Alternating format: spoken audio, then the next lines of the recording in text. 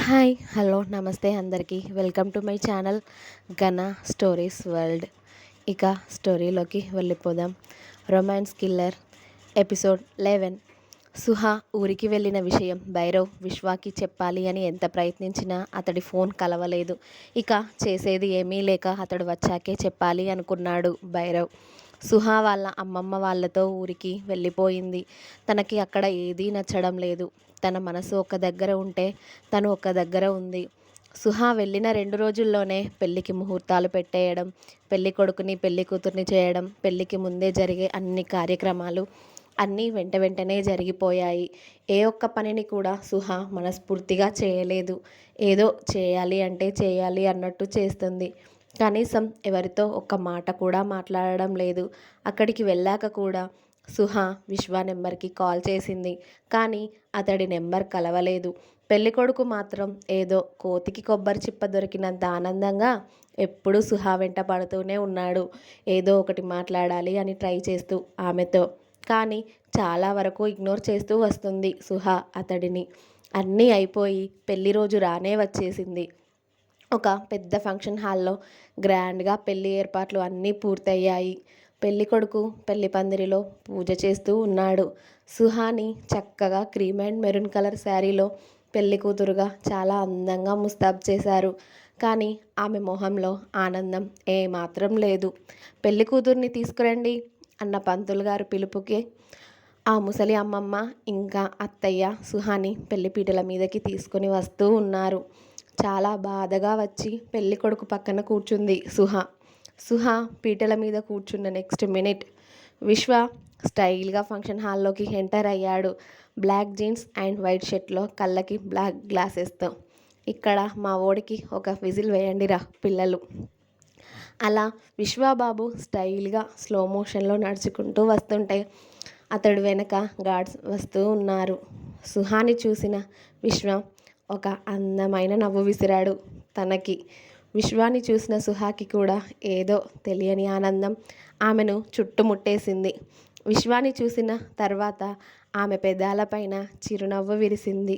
Suha smiley face చూసిన విశ్వ ఆమెకి కన్ను కొట్టి స్టైల్గా అతడి పాకెట్ నుండి గన్ తీసి పెళ్ళికొడుకు ముందు ఉన్న ప్లేట్స్ దగ్గర షూట్ చేశాడు. అంతే, దెబ్బకి ఆ పెళ్ళికొడుకు భయపడి స్ప్రింగ్లా పెళ్లిపీటల మీద నుండి లేచి పక్కకి వెళ్ళిపోయాడు. అమ్మా అని అరుస్తూ. అదంతా పెళ్ళికి వచ్చిన వాళ్ళంతా కూడా సినిమా చూసినట్టు చూస్తున్నారు. వాళ్ళకి చక్కటి ఎంటర్టైన్మెంట్ దొరికింది అని.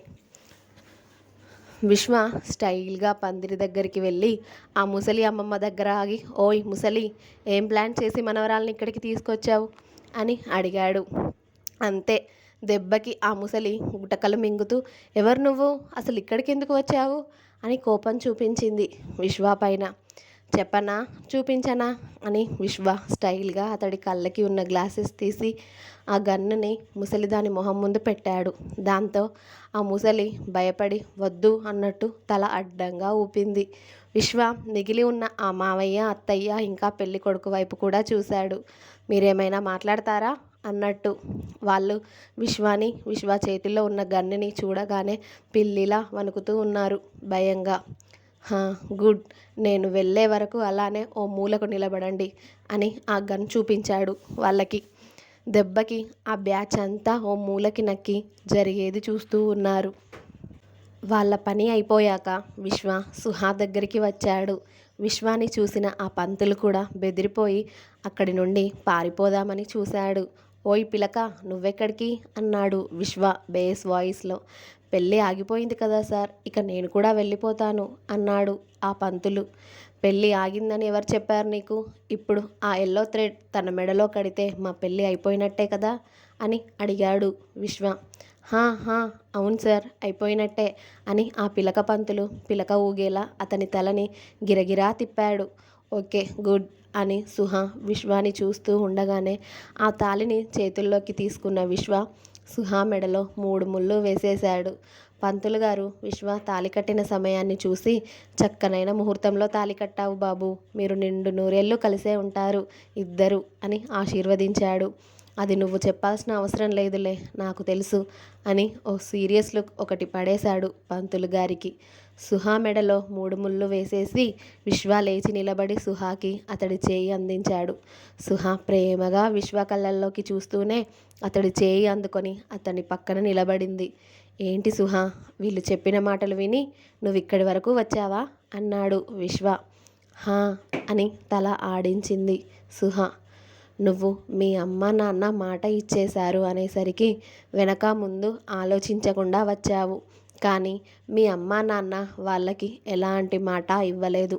నీకోసం మీ అమ్మా నాన్న దాచిన ఆస్తి పేపర్లు వాళ్ళ కంటపడ్డాయి. అవి చూసే నీకోసం వాళ్ళు అక్కడి వరకు వచ్చి నిన్ను ఇక్కడికి తీసుకువచ్చారు అని చెప్పాడు విశ్వ. ఆ మాటకి వాళ్ళ వైపు అసహ్యంగా చూసింది సుహా.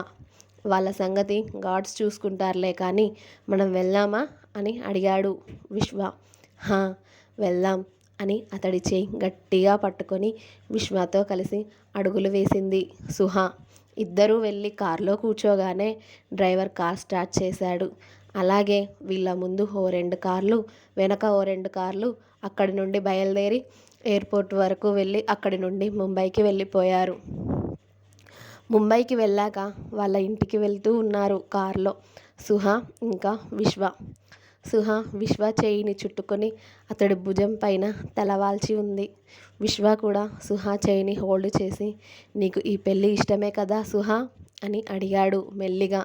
సుహా అలాగే ఉండి ఆమె సోగ కళ్ళను మెల్లిగా పైకెత్తి అతడి కళ్ళల్లోకి చూస్తూ, నాకు ఇష్టమో కాదో మీకు తెలియట్లేదా అని అడిగింది. విశ్వ సుహా చేతిలో ఉన్న అతడి చేతిని తీసి ఆమె భుజం చుట్టూ వేసి ఆమెను ఇంకా అతడి దగ్గరికి లాక్కొని, నీ కళ్ళల్లో అది తెలుస్తుంది, కానీ నీ నోటితో చెప్తే వినాలని ఉంది సుహా అన్నాడు. అంటే ఇప్పుడు నేను చెప్తేనే మీరు నమ్ముతారా? అలా కాదు బేబీ, నువ్వు చెప్తే నేను ఇంకా చాలా హ్యాపీ అన్నమాట. సుహా సూటిగా విశ్వ కళ్ళల్లోకి చూస్తూ, ఐ లవ్ యూ కిల్లర్ అంది. విశ్వ చిన్నగా నవ్వి ఆమె నుదుటిపై ముద్దు పెట్టుకున్నాడు. అతడు ఎంతో ప్రేమగా ఇచ్చిన ఆ ముద్దుకి సుహా పరవశంగా కళ్ళు మూసుకుంది. అతడు వెనక్కి జరిగాక, ఓయ్ కిల్లర్, నేను ఐ లవ్ యూ చెప్పాను కదా, నువ్వు లవ్ యూ టూ చెప్పవా అంది సుహా. నువ్వు చెప్తే నేను కూడా చెప్పాలా బేబీ అన్నాడు విశ్వ. హా చెప్పాలి, చెప్పు ఇప్పుడు అంది సుహా బుంగమూతి పెట్టుకొని. ఇప్పుడు కాదులే సుహా అన్నాడు విశ్వ. మరి ఇంకెప్పుడు చెప్తావు కిల్లర్ అంది సుహా. హా టైం వచ్చినప్పుడు చెప్తాలే, అప్పటి వరకు వెయిట్ చేయి అన్నాడు విశ్వ. ఆ టైం ఎప్పుడు వస్తుందో మరి అంది సుహా. వెయిట్ చేయి బేబీ అన్నాడు విశ్వ. హా పో, నేను అలిగాను పో నీ మీద, నువ్వు నాకు ఐ లవ్ యూ చెప్పడం లేదు అని విండో వైపుకి తిరిగింది సుహా. అరే బేబీ, ఇప్పుడు ఇది అలిగే టైంనా అన్నాడు విశ్వ. ఏ కాదా అంది సుహా చేతులు కట్టుకొని కోపంగా. కాదు బేబీ అన్నాడు విశ్వ. ఏ ఎందుకో అంది సుహా వెటకారంగా. ఎందుకేంటి బేబీ అంటూ విశ్వ సుహా నడుము చుట్టూ చేయి వేసి ఆమెను దగ్గరికి లాక్కొని ఆమె మెడలో ఉన్న హారాన్ని సెట్ చేస్తూ, నువ్వు అలిగితే నా పని ఎలా అవుతుందిరా అన్నాడు మెల్లిగా. ఏం పని అంది సుహా అయోమయంగా. మన ఫస్ట్ నైట్ అన్నాడు విశ్వ చాలా మెల్లిగా. ఆ మాటకి సుహా బుగ్గలు ఎరుపెక్కాయి. ఓయ్ నువ్వు ఇప్పుడే సిగ్గుపడితే ఎలా బేబీ అన్నాడు విశ్వ సుహా చిన్నిని పట్టుకొని. విశ్వ మాటలకి ఆమె గుండె వేగం పెరిగింది. అరే ఇంత అందం ఎప్పుడెప్పుడు నా సొంతం అవుతుంది అని నేను చూస్తున్నా. ఆ టైం వచ్చేసింది బేబీ. సో ఇక నేను ఆగలేను, నాకు కావాల్సిందంతా నేను తీసేసుకుంటాను అన్నాడు మత్తుగా. కిల్లర్ అంది సుహా సిగ్గుపడుతూ. హా ఈ శారీలో చాలా హాట్గా ఉన్నావు బేబీ, తీసేయకు, ఈ శారీలోనే ఉండు నువ్వు, ఓకేనా అన్నాడు విశ్వ. అబ్బా విశ్వ, కాసేపు మాట్లాడకుండా ఉండండి అంది సుహా. నా వల్ల కావట్లేదు బేబీ, అసలైతే ఇప్పటికిప్పుడే నిన్ను ఏదో చేసేయాలి అనిపిస్తుంది, కానీ ఇది కార్ అని చాలా కంట్రోల్ చేసుకుంటున్నా. పైగా మన ఫస్ట్ కిస్ ఫస్ట్ అని విశ్వ ఏదో చెప్పబోతుండగా సుహా కంగారుగా అతడి నోరు మూసేసింది. ఏం మాట్లాడబోతున్నావు కిల్లర్ అంది సుహా. హా బేబీ ఎందుకలా అంటున్నావు అంటూ మన మొదటి కలయిక మన ఇంట్లో మన రూమ్లోనే జరగాలి. కాబట్టి నిన్ను ఇలా చూస్తూ కూడా నేను చాలా కంట్రోల్లో ఉంటున్నాను తెలుసా అన్నాడు విశ్వ. కిల్లర్, నీకు నిజంగా సిగ్గు లేదు తెలుసా అంది సుహ. అరే నిజాలు చెప్తే సిగ్గు లేదంటావేంటి బేబీ అన్నాడు విశ్వ. మీకు ఇన్ని మాటలు వస్తాయని అసలు నేను అనుకోలేదు తెలుసా అంది సుహ. హా అంటూ విశ్వ నవ్వుతూ, నాకు ఓన్లీ చంపడం మాత్రమే తెలుసు అనుకున్నావా బేబీ అని.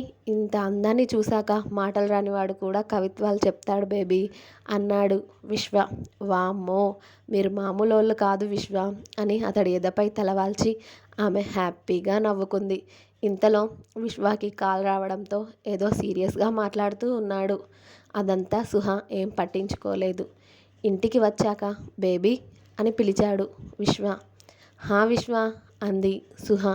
మన ఇల్లు వచ్చేసిందిరా. హో అవునా అంటూ బయటకి చూసింది సుహ. అప్పటికే టైం నైట్ 7 దాటింది.